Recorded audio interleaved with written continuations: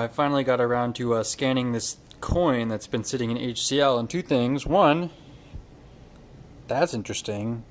It wasn't like that when I put this in here. And two, looks like half the coin is dissolved. It's full of powder. This should be interesting. Oh, that's probably... Actually, I don't know what that is.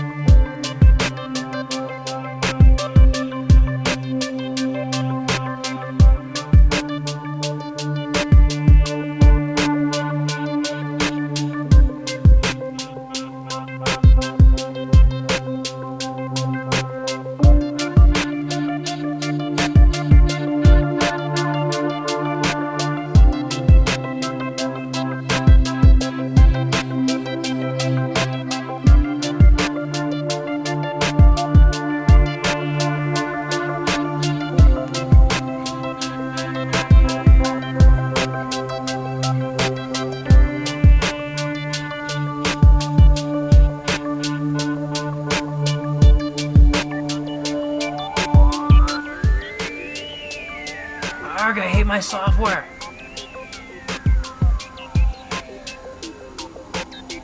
Why you no take pictures?